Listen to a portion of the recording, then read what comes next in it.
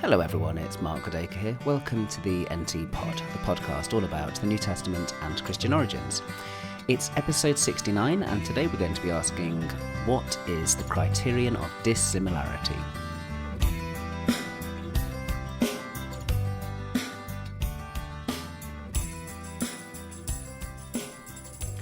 In today's episode, what I'd like to do is return to a topic we've dealt with before. It was a couple of years ago, and that's criteria in historical Jesus research. I've looked it up, and back in episodes 59, 60 and 61, I looked at historical Jesus criteria, then the criterion of embarrassment, and then the criterion of multiple attestation. And as a quick refresher, the whole idea of this thing of criteria in historical Jesus research is that certain scholars like to get onto the table a kind of toolbox where they say that we work with different criteria in order to isolate more and less authentic Jesus material. So with something like the criterion of embarrassment, the idea is that there are certain things that would have been embarrassing to early Christians, like John baptizing Jesus, and therefore that is reliable, authentic, historical Jesus material. And I was talking about it back then in 2012 for a couple of reasons. One was that I was teaching a course on the historical Jesus, which I'm doing again this semester at Duke, and also because I was involved at the time with a conference that was headed up by Anthony Ledon and Chris Keith in association with a book that was all about these criteria in historical Jesus research. And they were critical of the use of these criteria, especially the rather blunt use of these criteria in much historical Jesus research. And they gathered together a group of scholars, and I was delighted to be one of them, and my piece was about multiple attestation. And they gathered together this group of scholars, and we all attacked the criteria in different ways and explored what we thought was problematic about them. Now, the snow day that we had at Duke yesterday, and in fact, I'm recording this on February the 13th, 2014, and we've got another snow day today, and we've got another one tomorrow, so I'm carrying on with podcasting stuff that I was going to deal with in class the other day. But what I'd like to do in this episode is to focus in on one of the criteria that I haven't dealt with yet in the NT Pod, which is the Criterion of Dissimilarity. And one thing I think you have to say from the outset is that the name Criterion of Dissimilarity is kind of stupid. New Testament scholars really are bad at choosing appropriate terminology for things. But when they say dissimilarity, what they mean is difference. And the gist of the Criterion of Dissimilarity is to say this, that there are certain things, certain traditions and certain sayings that are dissimilar, i.e., different, from both early Judaism and early Christianity, and it is in those things that you can find reliable historical Jesus material. The criterion really goes back to Ernst Käsemann, who was writing in the 1950s, and he is often thought to have launched the new quest of the historical Jesus, and the criterion of dissimilarity was really his sort of flagship criterion, really. What he wrote was this: he said, in only one case do we have more or less safe ground under our feet, when there are no grounds either for deriving a tradition from Judaism or for ascribing it to primitive Christianity. And he went on to say, it is unsafe to predicate authenticity of any passage where there is agreement with contemporary Judaism and or the post-Easter community. So the point is really straightforward. What they're saying is that in this criterion, you search out the things that really make Jesus unique, the things where you can't see obvious continuity with Judaism of his day and obvious continuity with the movement that he gave birth to in later Christianity. And the criterion is still often used today. It's been very influential in all sorts of ways. John P. Meyer calls it discontinuity. Other people simply call it the criterion of difference. But one of its most influential practitioners was a guy called Norman Perrin, who back in 1967 called it the fundamental criterion. He thought this was the way that you really get to the heart of what Jesus is about. Here's a little quotation from Perrin. He says, "The uniqueness of Jesus is found not in the things he shares with his contemporaries, but in the things wherein he differs from them." And that summarizes it really nicely. The criterion of dissimilarity is all about seeking out where Jesus is different from those that surrounded him at the time, but also those that came in his wake afterwards, other early Christians. And there is a certain basic good sense to this, in that if we're looking at things that are completely different from the Judaism of Jesus's day, then we can say that it is Jesus perhaps that we're listening to and not other Jews from his day. If you're looking at material that's different from early Christianity, then you can say, well, it's Jesus we're listening to and not an early Christian prophet or something like that. So the impulse behind this criterion makes quite a lot of sense. It's a real attempt to say that it's Jesus's voice we're hearing here and not the voice of, I don't know, Thaddeus, Priscilla, Paul, who knows? I mean, it means that it's Jesus that we're listening to. That's the whole point behind the criterion. The criterion has been really heavily criticised, though, in a lot of recent historical Jesus scholarship, and frankly, for good reason. Let me just go through some of the things which are wrong with this criterion.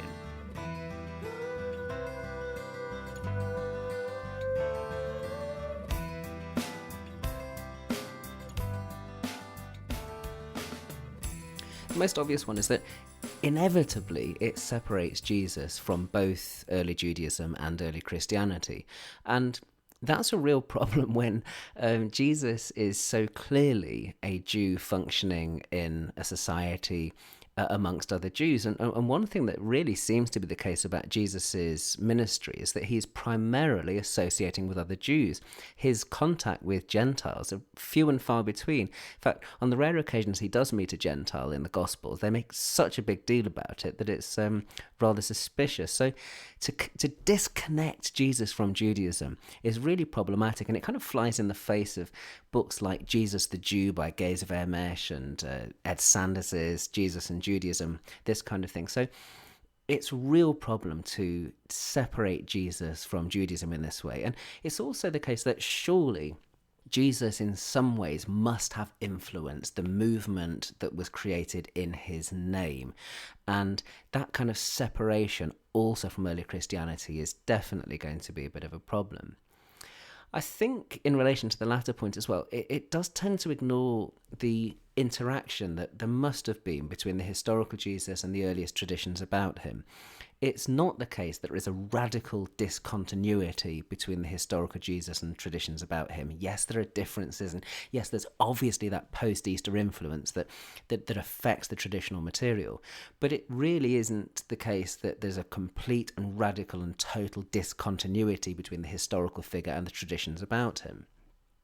I think as well that the criterion is just too ill-defined. It leaves far too much scope for influence from the quester's own prejudice. I mean, it's one of these things where the person doing the historical Jesus research can so easily just say, hey, I think this tradition's authentic because it's not quite the same as the way that other Jews of Jesus's day thought, or it's not quite the same as the way that Paul thought after Jesus, and so on.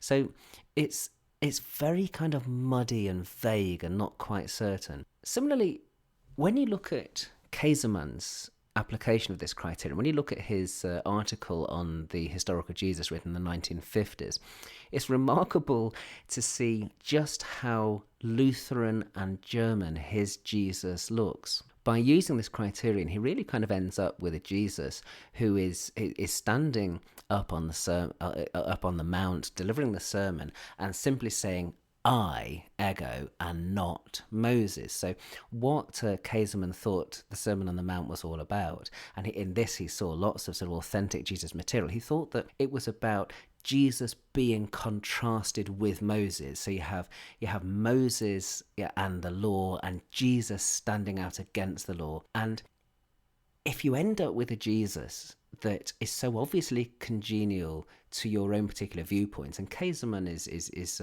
clearly a German Lutheran, then you've got to be a little bit suspicious about it. You might also say that the criterion kind of presupposes the uniqueness of Jesus and then goes in search of it. It's like saying Jesus must have been pretty amazing, and therefore we're going to go and find out in what way he was amazing. And I think that also is problematic historically. We don't want to prejudice material that is all the time making Jesus unique. And finally, Morna Hooker, who wrote against this criterion very early on. I mean, this isn't in the recent book I was referring to. I mean, this goes back some decades, and Morna Hooker has written a preface for the book by Ladon and Keith. She points out that we simply do not know, we cannot know everything about first century Judaism or first century, second century Christianity for that matter. We simply don't have all the necessary information to make a judgment. So you could be taking a tradition in the Gospels, which is thoroughly, thoroughly unique. But actually, if we knew much more about first century Judaism, for example, we might actually find out that far from being unique, it was something that lots of people were saying. We simply don't have the data set, Morna Hooker says, in order to make a judgment about where Jesus is completely unique. We have to remember that what has survived from antiquity is the tiniest proportion of material that was around at the time. Well, I mentioned Tom Wright last time in NT-Pod 68, where we're looking at contrasting starting points for historical Jesus research. And he tries to redeem this criterion by speaking about double similarity and double dissimilarity. So he argues that in order for material to be considered authentic, it needs to make Jesus comprehensible as a first century Jew and comprehensible as a first century Jew who got crucified, and comprehensible as someone who gives birth to Christianity. So each tradition has to be in a way both doubly similar and doubly dissimilar, like Judaism, unlike Judaism, like emerging Christianity, unlike it. And in the abstract, I think this makes excellent sense, but I think it's more of a description of what's going on than a criterion to work out what is authentic and what's not. It's really more of a description of Wright's approach to the identity and role of the historical Jesus. It's not something that's helping him to sift traditions and distinguish authentic material from inauthentic material. So I think his revision of it doesn't actually, in the end, help us very much to redeem it. But having said lots of critical things about the criterion, let me conclude with something which I think is kind of misunderstood about this criterion, and I think it's to do with our slightly different approach to historical Jesus stuff these days from what was going on, especially in the 1950s and 1960s, with this kind of new quest that was especially inspired by the post-Bultmannian German scholars like Käsemann and so on. And the issue is that I don't think that people like Norman Perrin were trying to distinguish a group of authentic traditions from inauthentic traditions. One of the things that they were basically trying to do was to point to where Jesus was theologically significant, where he was unique and worth commenting upon. So they're not talking about authentic in the sense of stuff that happened, stuff that Jesus said. They're talking about authentic in the sense of something that is rich with theological significance. So when they're using the term, people like Norman Perrin and Ernst Käsemann, when they're using the term criterion of dissimilarity, they're trying to get to the heart of what is really theologically significant and interesting about Jesus. The inauthentic material for them is the theologically dispensable, less interesting sort of material. And I think that point is pretty much lost in the way that we now treat their material. But that point actually also reminds us something important about the way that historical Jesus research is now done, in a way that I very much approve of, in that more historical Jesus scholars these days at least pay lip service to the idea of a democratized quest that can be conducted by people from any religious background and none. For people like Käsemann, searching for the historical Jesus was an aspect of his own theology. It had a theological aim, a theological heart to it. And with more recent historical Jesus scholarship, from especially the time of Vermesh's work in the 70s, Sanders' work in the 1980s, there's been a real stress on, we will work on history regardless of our theological presuppositions. And therefore, anything that a Jewish scholar, an atheist scholar, a Muslim scholar says about this is potentially as valid as long as they're using good public rational arguments and using good public evidence. So in the end, one of the reasons that something like the Criterion of Dissimilarity is problematic is that it speaks to an older way of doing historical Jesus research, where people are doing it in order to do their own theology with their own theological agendas. And of course, this isn't a criticism of people who do theology. It's not a criticism of theological reflection. But it's a reminder that if you are genuinely doing history, this is something which we all share in together, whether Jew, Muslim, agnostic, atheist, whatever, it's something which is about publicly available evidence, publicly rational arguments. Well, thanks for listening to the latest episode of the NT Pod. I'll be along again soon with another episode, I hope. You can find me on the web at podacre.blogspot.com. Hop over to iTunes, find me there, or Duke University's iTunes U.